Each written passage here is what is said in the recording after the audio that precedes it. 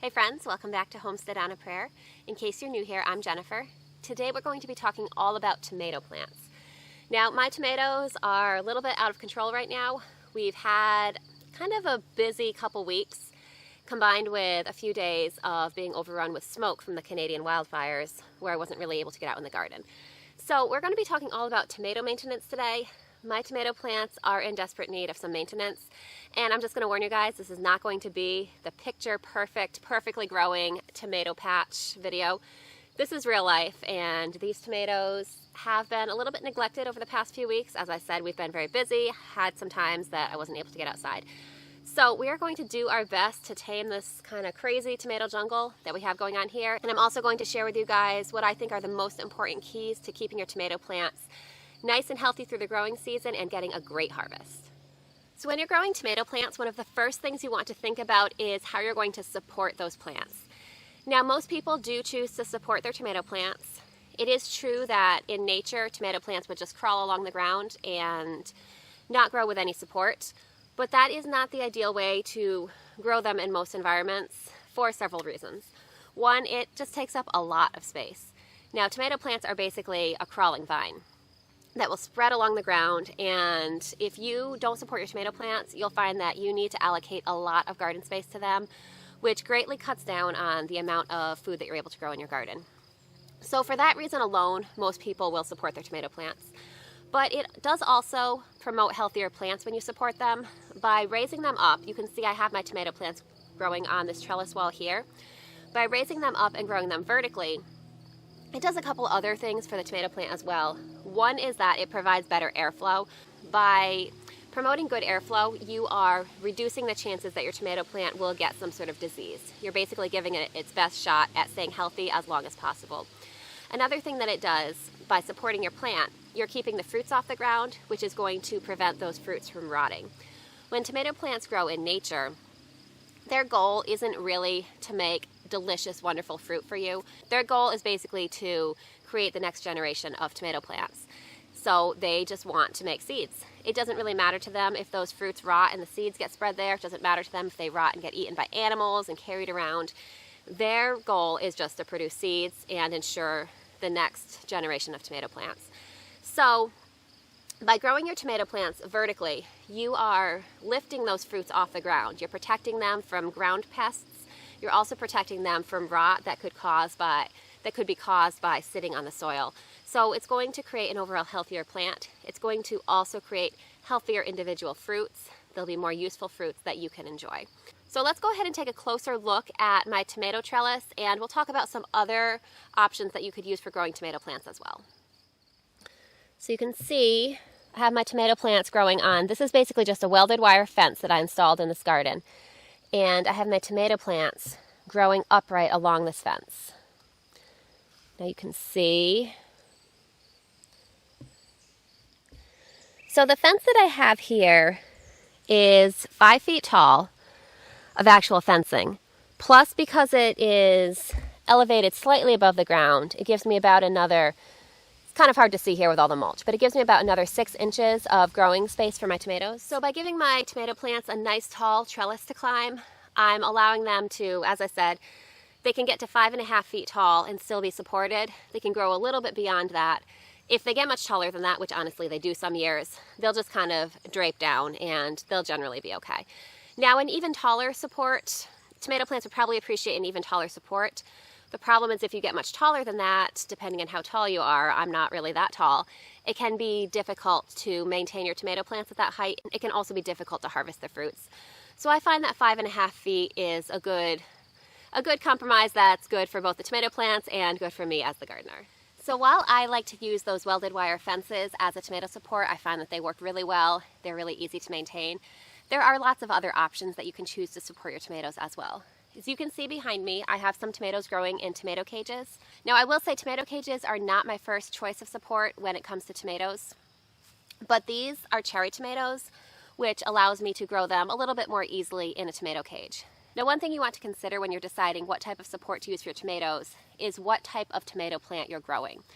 You'll find that probably the majority of tomato plants that are grown in the home vegetable garden are what is called indeterminate tomatoes. Basically what that means is that Your plant can just keep growing and keep growing and keep producing fruit on new branches as long as the season allows, as long as it doesn't get killed by frost or taken out by disease or anything like that. Basically, as long as your plant stays healthy and the weather cooperates, it'll just keep growing larger and producing new fruit. Now, unsurprisingly, a plant that grows that way has the potential to get extremely tall.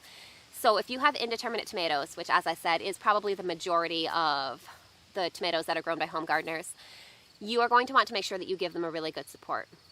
Now, there's another type of tomato called a determinate tomato. The difference is that a determinate tomato will just grow to a predetermined size. Now, they can still get fairly large and they should still be supported, but they don't get as large for the most part as indeterminate tomatoes. They grow to their predetermined size, then they flower and they'll set all their fruit. They'll ripen all their fruit at once. So those are a great option if you are growing your tomatoes for something like preserving, if you want to can some tomato sauce or salsa or something like that. It can be really useful to get all your fruit at once in that type of situation. So if you're growing a determinate tomato, a tomato cage might be a great option for support because, most importantly, they're not going to get as tall. There are also some differences in how you prune them, which we'll talk about a little bit when we get to pruning. But just for the sake of tomato support, just know that a determinate tomato tends to get a little bit bushier, which is easier to contain in a tomato cage as opposed to trying to trellis all of those stems on an upright trellis like that. Now, these tomatoes that you see behind me are actually indeterminate tomatoes. And I know I said that I don't like to grow indeterminate tomatoes in tomato cages, but these are cherry tomatoes. I find that cherry tomatoes do pretty well in cages. The reason is that because even though these are indeterminate tomatoes, I'm going to kind of treat them as determinate tomatoes with the way I prune them and the way I allow them to grow. The other difference is that their fruit is a lot smaller than large slicer tomatoes and it doesn't need quite as much support. Cherry tomato plants can kind of sprawl and drape a little bit more and still do okay. I do still like to make sure that they're supported to promote good airflow. I also like to make sure that they're supported to make sure that their fruit is off the ground and that they don't take up an exorbitant amount of space in my garden bed. So I do support my cherry tomatoes, but I'm okay with growing those in cages. So those are the primary tomato supports that I use, but there are lots of other options out there if you're interested in doing some research and looking into them. Some people will just stake their tomato plants. You just have a single sturdy stake for each tomato plant. You'll just tie your tomato plant to that stake as it grows. That can be really useful if your tomato plants are not necessarily growing in a line, if you're just sort of scattering them throughout your raised beds mixed with other vegetable plants. A stake can be a great option to support an individual plant. Because I like to grow my tomato plants in rows, I find that using a trellis wall works better for me. But as I said, a stake is a great option as well. There's also different sorts of trellising options that you can use involving string or twine or something like that. I have experimented a little bit with some of those methods, but I haven't been completely happy with any of them. I find that my preference is to use the trellis walls, but that's going to be something that is definitely personal preference. It's going to depend on your growing style. It's also going to depend on your climate and the type of tomatoes you're growing. So there are a lot of variables there. So definitely I encourage you to experiment and play around and see what type of trellising option works best for you. Now, there is one other important thing to note when it comes to supporting your tomato plants. That is that tomato plants are not natural climbers. If you've grown something like peas or beans or cucumbers, some of those plants that also require support, you'll notice that they put out little tendrils. They grab onto the support and they basically just climb themselves. Tomato plants do not do that. As I mentioned before, in nature, tomato plants would just sprawl along the ground. They're not really concerned with climbing. So if we want them to climb, we're going to have to give them some help. So because I use this trellis wall here, the easiest way I find is just to use this little tomato tape here. So this is flexible. You can just rip it and tear it with your hands. I like that this is flexible as opposed to using something like string because it will stretch with the tomato plant as it grows. If you use something inflexible like string to tie your tomato plant to the trellis, you may end up cutting into the stem and damaging your tomato plant as it grows.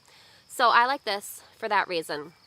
So what we need to do is we need to go along this trellis and tie up these tomato plants to make sure that they stay growing upright. Now you can see here that I did tie up these tomato plants. I attached them to the trellis when they were smaller, but this is the last tie down here, and this whole area is not attached to the trellis yet. So I'm just going to go ahead and tie this tomato plant a little bit higher up just to make sure that it stays climbing up with the trellis as it grows and doesn't flop over.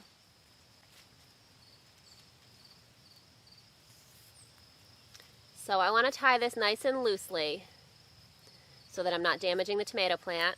I want to give it just enough tension that it's not going to flop over. There we go. And now this is going to stay secure to the trellis as it grows. So as the tomato plants grow, I want to make sure that I just keep attaching them higher and higher up to the trellis so that they don't end up flopping over and draping down. I find in my personal experience it's a lot easier to keep them attached to the trellis than it is to fix them if they've draped down. Tomato plants do sometimes have a little bit of a mind of their own, and when the conditions are right, they grow incredibly fast. So it's best to keep them under control from the beginning if you can. As you'll see, we're going to be doing a little bit of catch-up work today, just for the reasons that I already mentioned. So we're going to do the best we can to get these tomatoes under control.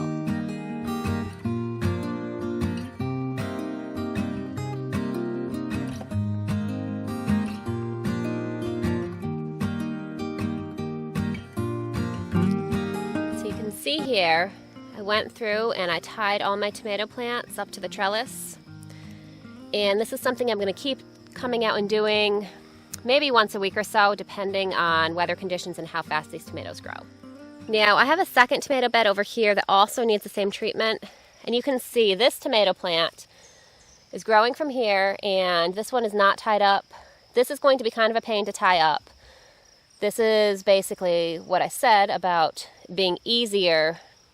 Basically, prevention's easier than cure in this case. So I'm basically going to do the best I can to lift this tomato up onto the trellis and tie it in place without actually damaging the tomato.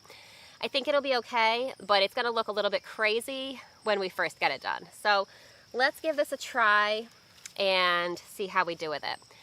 Now, I am also going to mention, I know we haven't talked about pruning yet. We're going to talk about that in just a minute. I have not been keeping up on pruning as well as I should either, for all the same reasons that I mentioned before. So this tomato plant is going to be a little bit crazy. We'll talk about why that is in just a minute, but first let's go ahead and get this tied up as best we can. So because I haven't been as diligent about pruning as I should have been, this tomato plant has two main stems. At this point, it's really too late to do anything about that. So I'm going to tie up both the main stems to this trellis, and I'm just going to try to separate them from each other a little bit to provide some airflow. Now, I'm not going to be able to make this tomato plant be fully upright, but what I'm going to do is just tie it upright as well as I can so that the rest of the tomato growth should hopefully end up being upright as it grows. All right, so you can see here this is a little bit questionable, but one thing that tomato plants are really great at is correcting the direction they're growing in. So this tomato plant, once it really gets adjusted, this is going to turn upright and it's going to grow upright from then on. And I'll always have this little bit of a weird spot down here at the bottom, but that'll be okay. All right, so I'm going to go ahead and tackle the second main stem and try to get this tied up as well as I can. As I said, I'm going to try to separate them from each other a little bit just to promote better airflow and hopefully a little bit more of a healthy plant. This one is going to take a couple ties. All right, so as you can see, this isn't perfect. It's not beautiful and neat looking, but as it grows, it'll be completely fine, and this trellis will still do the job. All right, so I'm going to show you guys another one of many reasons why you want to prune as you go, because it's easier to correct things right at the beginning. So these tomato plants are actually planted on the opposite side of this trellis here. I came around to the front because, as you can see, this one grew through the trellis.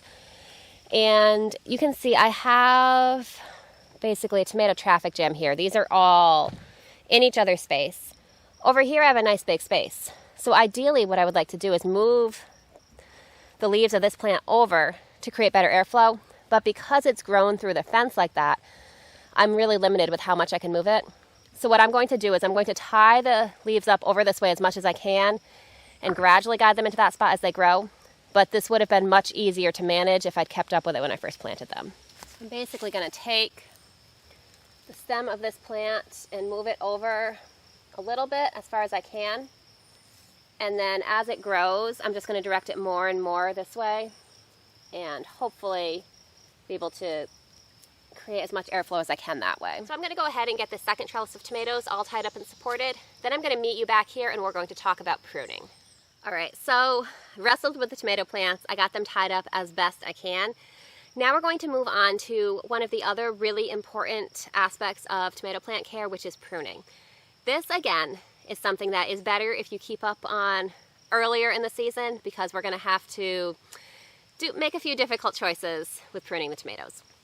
Now, before you really get started pruning, this again is another area where you really want to know if you have a determinate or an indeterminate tomato.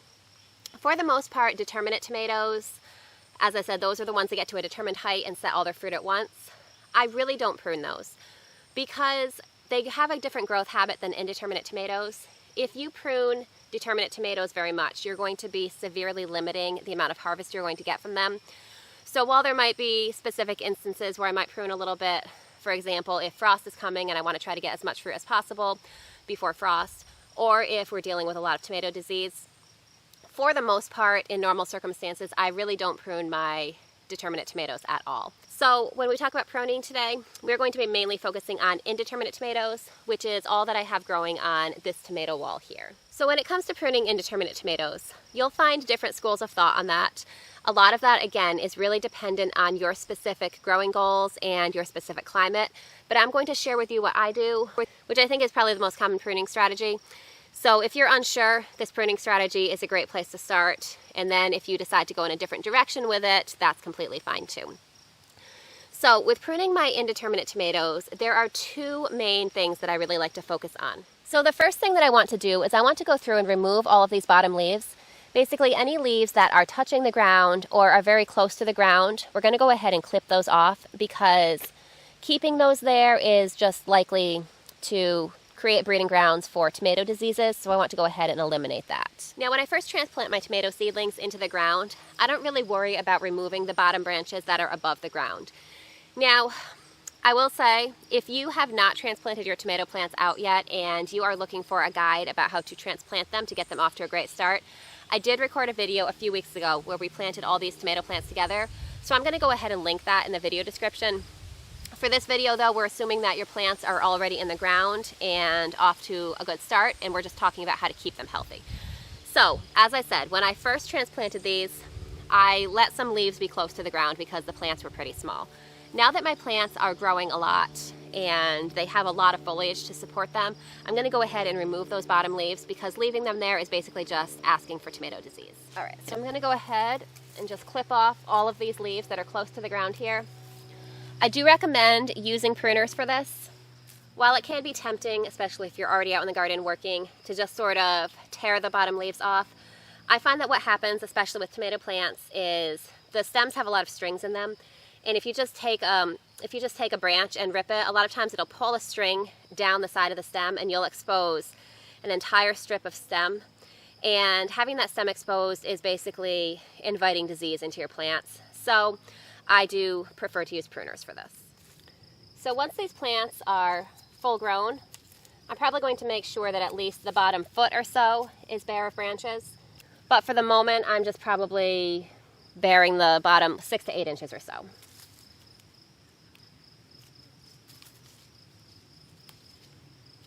And there we go. All right, so as you can see, our tomato plants look a lot cleaner and neater at the base. Tomato plants are really prone to disease, and usually disease starts at the base of the plant and works its way upward. So by keeping the base of the plant clean, we are definitely slowing down the progression of disease. So now that we have gone ahead and clipped off the bottom leaves, we're going to talk about the second aspect of indeterminate tomato pruning, and that is pruning off suckers. So you see this little bit of growth here?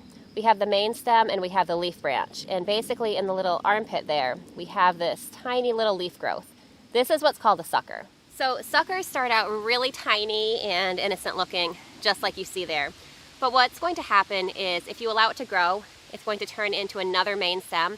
Suckers, I find, grow at an amazing rate of speed. So if I left this for just a couple days, it would already be almost to the point of being unprunable because it would be almost as large as this original main tomato stem. And as you can see here, this is the sucker we were originally talking about, but look up here and we see another one. And what will happen is in every branch, basically in every section, you can see here's one that I pruned off. Between the main stem and a leaf branch, another sucker will form. You can imagine how quickly this entire tomato plant can get out of control. Now the plants that I mentioned on the other trellis back there behind me that I said had multiple main stems, that's what happened. Just in those couple days that I was busy and wasn't able to get out into the garden, those suckers grew to the point of becoming main stems. So let's go take a look at those plants again and I'll show you what it is. So if you'll see, this is our plant that was kind of lying on the ground. This here is the original main stem, and as you can see, this was a sucker. You can see this is the leaf branch here. And this main stem is just as large as the other main stem. And what happened was it went a few days, and I mean, you can see, if I pruned this off at this point, I'd be taking off half the plant. And what's happening, so this is a sucker here, and look, in the armpit of this sucker, there's another sucker that was starting. This plant would have really quickly become unmanageable. So really what I do with my tomato plants is I usually like to allow them to develop 2 main stems, but I find that they're going to develop a main stem, a second main stem, whether I let them or not. So what I really practically try to do is prune off all the suckers that I see. I know that at some point I'm going to miss one, and Milo wants to hang out in the garden and talk about tomatoes with us. So I know that at some point I'm going to miss one and it's going to develop into a second main stem. I don't really worry about that. What becomes a problem is if you let a lot of suckers go and you start having 3, 4, 5 main stems, which honestly has happened to me before, even when I've been pretty diligent about pruning. It just happens that fast. So if I'm gone, if I'm out of town for a couple days or anything like that, I can come back to a complete tomato jungle. So I know that that's going to happen a little bit to some point, to some extent, but we are going to do our best to prevent that and tame these tomatoes. So let's go through. I'll show you what the suckers look like at various stages of growth, and then we'll just prune those out as best we can. So these are the suckers we were originally talking about. When they're tiny like this, I can just kind of pinch them out with my fingernail without damaging the plant, and it's not a big deal. So we'll go ahead and pinch this one out too. Now in here is a sucker that's gone a little bit longer. You can see the main stem here, the leaf branch here, and here is the sucker. This is probably just a couple days longer than the other one. So with that one there, because it's larger, let's see if I can do this one-handed, we're just gonna go ahead and use our pruners. So there's our sucker. Now you can see this is large. If I had just tried to rip this from the plant, I most likely would have torn the stem of the plant. Now if you get a sucker that's about this size, you can actually turn this into another tomato plant if you need more plants. You can either put this in a little jar of water, and what will happen is your tomato sucker will grow roots out of the bottom and all along any part of the stem that's covered with water. It'll grow roots. This will turn into another plant, and you can make more tomatoes. Now, you can also try sticking this directly in some soil. I do find that that works most of the time as well. It will usually have a little bit of transplant shock both ways, but tomatoes are really resilient and it should catch up. So if you have some bare spots in your garden that you need to fill, this is a great option. I also like to do this a little bit later in the season. When my tomato plants are starting to slow down a little bit, I find that I can get a second crop of tomatoes sometimes by harvesting some suckers, creating some more tomato plants, and they'll kind of give me a second wave of tomatoes. So that's just a nice little trick just to keep in your back pocket to get some more free plants. So I'm just going to go through, I'm going to prune the rest of the suckers off my tomato plants, and then I'll meet you back here to talk about the last few tomato care tips. So the next thing that I want to talk about when it comes to tomato care is mulching your plants. Now as you can see here, I have these tomato plants mulched with straw. There's a few reasons why I like to use mulch in my garden in general, but specifically with tomato plants. Now I did just put out a video completely dedicated to the benefits of mulch and different options that you can use for mulching your garden. So I'll link that below if you want a little more detail. But for the sake of my tomato plants, I'll basically just say there's two, well maybe three main reasons why I mulch my tomato plants. Probably one of the biggest ones is that it conserves soil moisture. Now tomato plants do have, if they're big and healthy and planted well, they do have really deep root systems, and so they can be fairly drought resistant. But tomato plants still can suffer from uneven watering or from lack of water. And by mulching the soil, you're helping to kind of normalize the moisture level in the soil. You're helping it to maintain moisture, and that way the plant can take the moisture that it needs from the soil to support your plant and also to support healthy fruit development. So because of that moisture conserving property of mulch, I think it's really important for tomato plants. Another thing that I think is really important specifically for tomato plants when it comes to mulch is that mulching can help prevent tomato plant disease. As we've kind of touched on a little bit in this video, tomato plants are really prone to foliage diseases. They can get spots on their leaves. There's lots of different diseases that can affect your tomato plants, and obviously we want to prevent that as much as possible.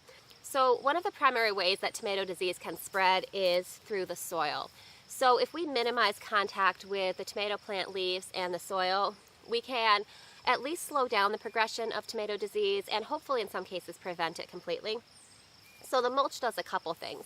One is that it prevents lower leaves from touching the soil. Now, as we talked about with pruning, I do like to prune off the lower leaves of my tomato plant anyway for that same reason.